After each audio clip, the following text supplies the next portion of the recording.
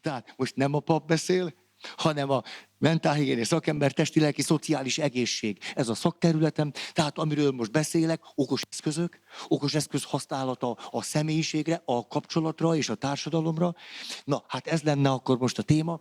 Az a tervem, hogy az okos eszközöket, ha pedagógiai segédeszközként használjuk azért, mert az a tapasztalatunk, hogy amíg használják, addig csönd van, nyugalom van, valójában legnagyobb tisztelettel mondom, Alice Miller zseniális pszichoterapeutának a gondolatát, hogy ez tulajdonképpen egy felnőtt szükségletet tükröz, és nem gyerek szükségletet. A gyereknek az okos eszközre nincs szüksége. Kinek van szükség az okos eszközre? A felnőttnek.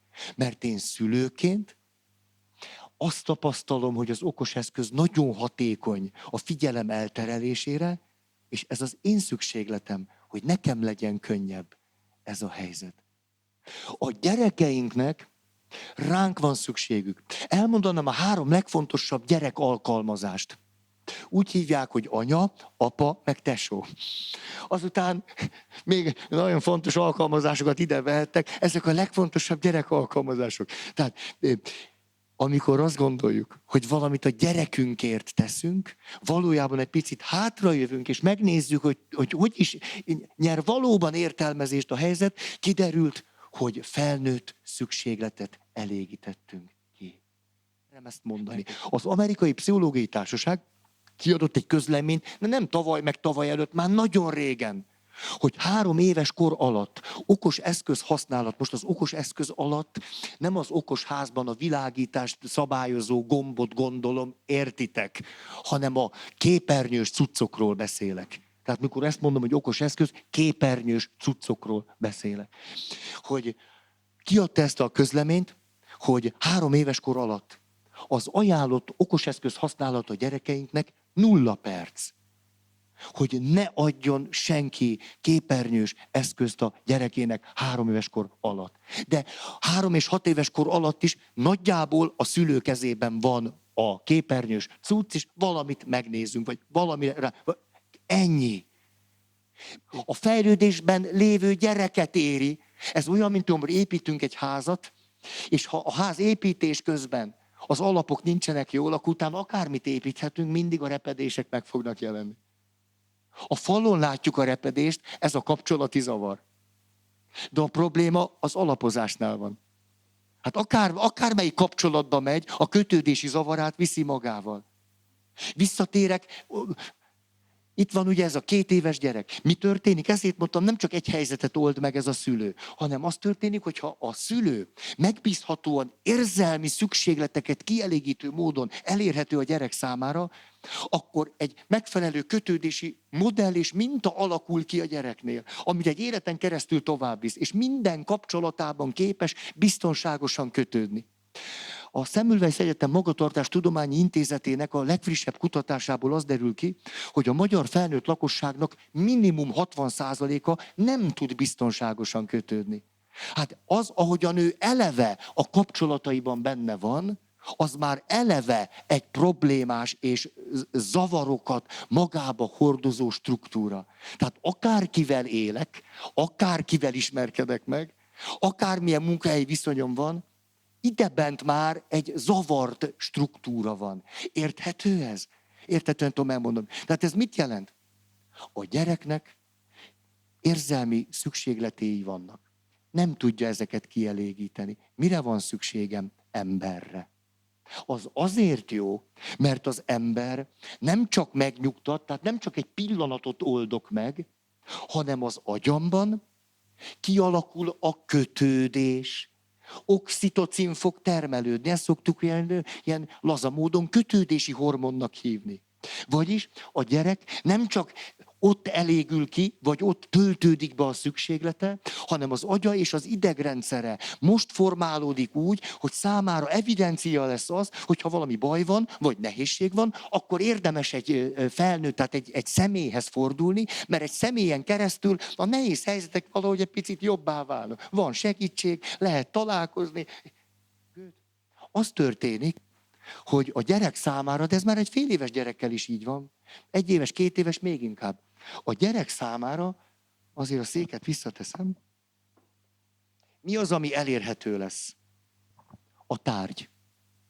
Ha a személy nem érhető el, a gyerek személyek helyett is tárgyak felé fog fordulni. Mégpedig azért, mert a tárgy elérhető. És a következő tapasztalata lesz, ami egy életre szóló tapasztalat. A személyek nem megbízhatók. A személyek nem érhetők el. A személyek vagy elérhetők akkor, amikor szükségünk van rájuk, vagy nem érhetők el, de általában nem érhetők el. Ez azt jelenti, hogy még inkább tárgyak felé fog irányulni a figyelme, tárgyakhoz fog elkezdeni, de a tárgyakhoz nem kötődünk. A tárgyakkal kapcsolatban nem kötődés alakul ki, hanem függőség. És az egy más dolog. Mert a függőség az agyamban másfajta változásokat hoz létre, mint amikor kötődni tudok. Nehogy félreértsétek, természetesen, amikor az anya valamilyen tárgyat ad a gyereknek, az nagyon jó dolog. Meg a gyerek maga is elkezdi felfedezni a tárgyak világát. Ez nagyon jó. De megvannak azok a helyzetek, amikor a gyereknek a személyre van szüksége. Tehát emberre van szüksége, és nem tárgyra. Tehát a probléma az, amikor ember helyett kapok tárgyat. Mert ha tárgyat kapok, a sérülés kialakul, már a tárgyak felé orientálódok, nem is bízok az emberekben, kötődési zavar jön létre, és függőség a tárgyakkal kapcsolatosan. Mi történik akkor, amikor a tárgy egy okos eszköz? A helyzet még sokkal durvább lesz. Mégpedig azért, mert az okos eszközzel kapcsolatosan is kialakul a függőség, majd erről még szeretnék pár szót szólni, de még sokkal durvább történik, mégpedig az, hogy az okos eszköz sokkal hatékonyabban stimulálja az agyat, mint egy tárgy. Mikor valaki egy fújókázik, vagy sárkányt ereget, vagy homokozik, ebben rengeteg olyan pszichés és fizikai funkció van, ami a gyerek fejlődése szempontjából marha jó. Mert mozog, mert a fantáziáját használja, a kreativitását, nem is folytatom. De mikor egy okos eszközt használok, most képernyős dolog, 1 éves, 2 éves, 3 éves gyerek, akkor egyrészt nem mozgok. De mondjuk hagyján, rendben van, nem mozgok. Minden olyan alkalmazás, amit a gyerekek használni tudnak, főleg amiket gyerekeknek készítenek, az az agy élvezet központját fogja stimulálni, főképpen a játékok. Dél-Koreában 400 intézmény működik fiatalkorú képernyőfüggők rehabilitációjára. Nem 400 szakember, 400 intézmény. Tehát maradandó, visszafordíthatatlan károsodások, karöltve az elhanyagolással, de legalábbis a relatív elhanyagolással. Ugye a szakirodalom beszél elhanyagolásról, relatív elhanyagolással. Ezt hogy hívjuk? Ez mi? Hát persze, hogy a szakemberek tudták. Úgy hívják, hogy bántalmazás. A gyerekek pusztán azáltal, hogy magukra hagyjuk őket, az a relatív elhanyagolás. Emberre lenne szükségük, de képernyős cuccot kapnak, relatív elhanyagolás. Ezt éveken keresztül csinálják, ennek következtében maradandó, visszafordíthatatlan károsodások jönnek létre. Ezért, mikor az online bántalmazásról van szó, akkor általában ugye arra gondolnak, hogy fogja, megfenyegeti, megszégyeníti. Jó, most nem is rakozom, már tudjuk, hogy és akkor erről megy a nagy vita, hogy lehet a gyerekeinket megvédeni, akik nem is tudjuk, hogy most ki hogyan fenyegette meg, és hogy a felnőttek mindenféle álprofillal. Na, most ezt nem ragozom. Hát ez a jéghegy csúcsa. Ugyanis a bántalmazás nagyobb részét jóhiszemű szülőként csináljuk a saját gyerekeinkkel. Beleértve a jó szándékú relatív elhanyagolást is. Mégpedig azért, mert a működésünket tudattalanul is a felnőtt szükségletek határozzák meg, és nem a gyerek szükségletek. Mit jelent ez, hogy függőség? A WHO, Nemzetközi Egészségügyi Világszervezet meghatározta a függőséget, mégpedig 3 tényezőt rendelt a definíciójába, és azt mondja, hogy ha ez a 3 tényező fönnáll, akkor beszélünk függőségről. Az egyik Akkor beszélünk függőségről, hogyha a függőség tárgyával kapcsolatban kialakul egy ellenállhatatlan vágy. Az ellenállhatatlan vágy azt jelenti, hogy az illető időről időről próbálná nem csinálni, de tulajdonképpen az akarat ereje vereséget szenved. Második, hogy ezt a tevékenységét akkor is folytatja, hogyha ő neki, vagy a közvetlen hozzátartozóinak, családtagnak, vagy környezetének ebből kára származik. De például az alkoholbeteg akkor is iszik, ha már mondjuk a megélhetést issza el. Vagy nem tudom, az örökséget issza el, vagy a ruhapénzt issza el. Hát akkor is folytatja, hogyha ez már kárt okoz. Akkor is iszik, amikor tudja, hogy a mája az utolsókat rúgja. És a harmadik, a függő személy késztetést érez arra, hogy a függőségének a tárgyával való viszonyában az adagokat folyamatosan emelje. Nem csak az történik, hogy függőség alakul ki az okos eszköz tárgyával, hanem az is, hogy elkezdek egyre érdektelenebb lenni a személyek iránt. Nem csak érdektelen leszek a személyek iránt, hanem egyre közömbösebb, sőt, most már amiről én beszélek, szokták azt mondani, hogy hát ez a jövő. Mások kicsit reálisabban azt mondják, nem, ez a jelen. Tisztelettel mondom, amiről én beszélek, az a múlt. Mert ez már megtörtént. Már van egy nemzedékünk, akivel kapcsolatban nagyon pontos eredményeink vannak. Az történik, hogy ezeknek a gyerekeknek, hogy az a nemzedék, aki már 1-2 éves kortól kezdve okos eszközöket kapott, és a szülői szükségletek alapján, nem az ő nem is létező szükséglete alapján, mert okos eszköz szükséglet nincsen. A gyereknek nem létezik ilyen szükséglete. Ez felnőtt szükséglet. Na most, például az Egyesült Államokban ma már 20% körülre teszik azoknak a fiatal embereknek a számát, akik 30 éves koruk után is a szüleikkel laknak, és még soha nem dolgoztak. Mert játszanak. Vagy a képernyőfüggőség mellett már most valamilyen szerfüggők is. Tehát 20%, aki 30 éves elmúlt, és nem lépett ki a munkaerőpiacra. És egy élményemet hadd mondjam el, utaztam egy családdal, nem rakom ki az összes széket, elől ültem, hátul ült a fiú már 9-10 éves, és mellette ült a család egyik barátja. És a fiú nagyon-nagyon élvezte azt, hogy a felnőttek között, és apa is itt van, meg egy másik valaki, na ezt élvezte. És elkezdett kérdezősködni, azt mondja, apa vezet. Azt mondja, apa, Ausztrália nagyobb-e, vagy Afrika? Akkor az apa válaszol. Apa, most akkor Ausztrália nagyobb, vagy Európa? Az apa válaszol. Apa, most akkor Ausztrália nagyobb, vagy Ázsia?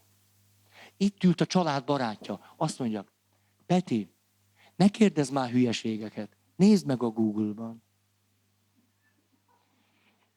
És képzeljétek el, lett egy 3 másodperces csönd. Ez a megjegyzés, ugye mellettem egyébként az anya ült, ez a megjegyzés senkinek nem tűnt föl, hogy ez tulajdonképpen milyen drámai. De a 9-10 éves fiú egy pár másodperc után a következőt mondta. Hát én csak beszélgetni akartam. Az se lehet. Lehet, hogy ti is olvastátok pár hónappal ezelőtt egy amerikai kutya, tehát állatorvosnak, aki kutyákkal foglalkozik, a kiáltványát.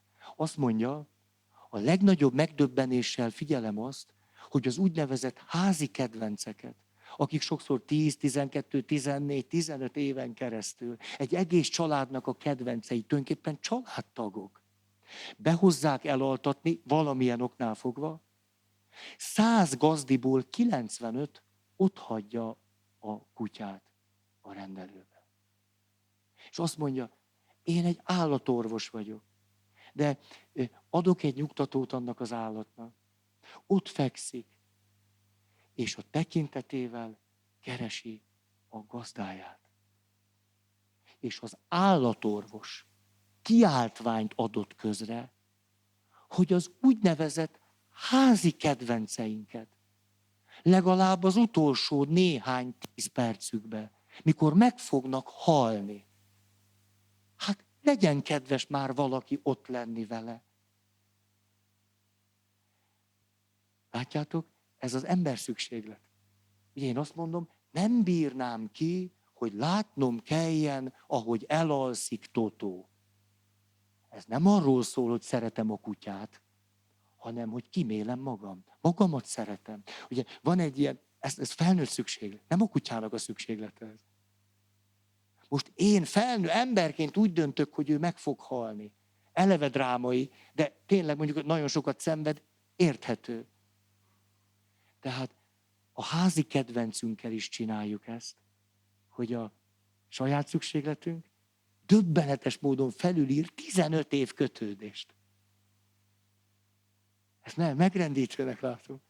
És hogy a kultúra, látjátok, ezt meg tudja erősíteni. Hát azt még persze, de ezt nem bírjuk nézni, nagyon szerettük a Totót, és akkor mindig gyerekek nagyon zokogtak. Hát. Az okos eszközök valójában krónikus stresszállapotot hoznak létre már önmagukban. Ezt ő így írta le, nagyon egyszerűen fogalmazta meg. Túl sok tárgy, túl sok információ, túl sok választási lehetőség, és mindez túl gyorsan. Tehát ez a 4 elem. Túl sok tárgy, akár túl sok játék. Amerikai középosztálybeli gyerekeknek átlagban 100 játéka van. A 100 játék a gyereket nem boldogabbá teszi, hanem idegesebbé. Mégpedig azért, mert nem tudja, mivel játszan. Megy egyik játéktól a másikig, és azt se tudja, hogy most melyik legyen. És kialakul benne, hogy talán egy 101. kéne, és azt tudnám élvezni. Valójában tudjátok, hogy mi a nagy segítség? Karácsony előtt a gyerekkel bemenni a gyerekszobába, ha van, és megnézni, hogy mi a játékok zöme, amivel sose játszik. És ezeket elajándékozni. Hogy kevesebb játék maradjon. Mert a kevesebb játékkal boldogabbak a gyerekek, mint a sok játékkal. Képzeljétek el, hogy 1956-ban Alice Stewart, egy oxfordi orvosnő. Ez az Alice Stewart azt fedezi föl, fiatal pályakezdő orvos, 56-ban, hogy valami miatt ugrásszerűen megnőtt a rákos megbetegedéssel diagnosztizált gyerekek száma. Ezt nem érti, hogy miért, próbál utána nézni, továbbra se érti. Körbe kérdezi a kórházakat, 56, tehát nem olyan könnyű, hogy ír egy e-mailt. 56, tehát derül, hogy tulajdonképpen az angliai kórházakban mindez történik. Akkor azt mondja, most az Angliára jel, meg az angol száz vidékre is körbe kérdezősködik, kiderül, hogy ott is ugyanezt történt. Na most. Összelobbizik annyi pénzt, hogy finanszírozni tudjon egy kutatást. A kutatás tulajdonképpen elég gyorsan, hihetetlen pontosan, tulajdonképpen egy az egyben mutatja azt, hogy az összes megbetegedésnek egyetlen egy tényezővel van szoros összefüggése, gyakorlatilag az esetek majdnem 100%-ában, ez pedig az, hogy az anya, amikor áldott állapotban van, röntgensugárzásnak volt kitéve. Ezért Alice Stewart megírja a számok alapján az angol orvosi lapokba, hogy az édesanyákat, amikor áldott állapotban vannak, tilos röntgensugárzásnak kitenni. Az, hogy ez így van, ez számunkra evidencia. Azt szeretném tőletek kérdezni, mit gondoltok, hogy mennyi időbe tellett Alice Stewartnak az, hogy az angol és amerikai orvosi közvélemény számára elfogadhatóvá tegye, hogy az anyákat ne tegyék ki röntgensugárzásnak. 25 évébe tellett. Alice Stewart azt írja, a neten megtaláljátok, Alice Stewart azt mondja, hogy én rámenős voltam. Úgy volt a 25 év, hogy én harcoltam. És újabb kutatás is a számokat, és harcoltam. Hogy lehetséges az, hogy a tényeket 25 évig a szakma nem emészti meg. Nem a laikus közönség, az ugyan már, a szakma. Ezt szeretném elmondani, mert ez érinti az okos eszközök témáját. Ezt a jelenséget úgy hívják, hogy szándékos vakság. Mi a szándékos vakság? Az azt jelenti, hogy van egy közkeletű. Akarsz jelentkezel, vagy? Ja, eszetekbe szemölő szignált. De jó, ez jó. Igen. Ja, onnan tippeltél a sok évtizedre. De milyen érdekes, hogy ez így történik a 19. században, a 20. meg a 21. is, mert az emberrel így történik. Az első tényezője a szándékos vakságnak egy közkeletű hiedelem. Mi volt 56-ban a közkeletű hiedelem? Mi ma a közkeletű hiedelem? Hogy akkor azt mondják, hogy a technikai forradalom, vagy ipari forradalom, ugye most a technológia, vagy információs forradalom jót hoz a világnak. Hogy egy csomó mindent, és ez igaz. Ez igaz, hogy jót hoz a világnak, de nem csak jót hoz, egy csomó mindent hoz, de a közkeletű hiedelem, hogy fejlődés. Röntgen, látjuk, hogy mi történik az emberben, tudunk gyógyítani, már erre is képesek vagyunk, és látjuk, hogy a közkeletű hiedelem, hogy van valami a kezünkben, ami fejlődés és jó, összekapcsolódik pozitív érzésekkel. Hogy a lelkesültséggel, az örömmel, a büszkeséggel, a hatékonysággal, a kompetencia tudattal, hogy igen, hogy ezt használjuk, az orvos is használjuk, és gyógyítunk. És ez összekapcsolódik egy pozitív énképpel. Tehát az orvos, mikor kiírja az édesanyának, hogy röntgenfelvételt csináljanak, az én képében az jelenik meg, hogy én egy jó orvos vagyok. Használom a modern technológiai eszközöket, ez milyen marha jó, hogy jobban fogjuk látni, és tudni, és érteni, egy jó orvos vagyok. Napra készen jó orvos. Na most, Alice Stewart kutatásai alapján a 4. szék arról szól, hogy a tények ennek a 3-nak ellentmondanak. A számok. De egészen nyilvánvalóan. 5. lépés, illetve 5. tényezője a szándékos vakságnak, hogy miközben az adatok nyilvánosak, az adatok, a számok, az igazság ismerete nem hoz változást. Akkor van ez a naivitás, ugye, hogy jó, mi is fölnőttünk valahogy, mi is normálisak vagyunk, na mi is csak találtunk egy párt magunknak, de most már értitek, hogy velük nem így lesz. Hát velünk még így lehetett, de velük már nem így lesz. Ők zombik lesznek.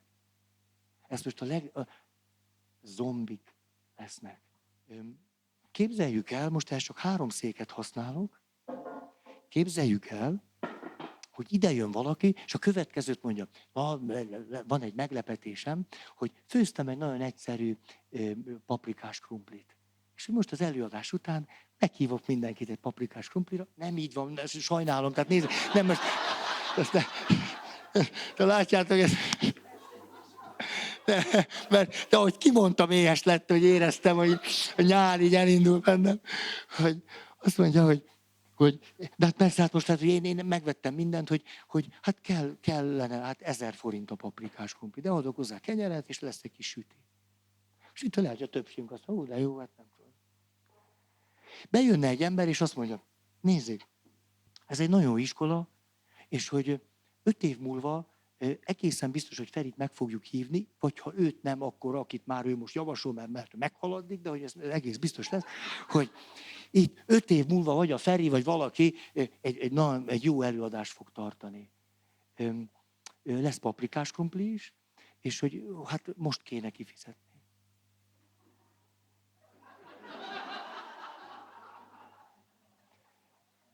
Hát biztos van köztetek olyan, aki kifizetné, mert...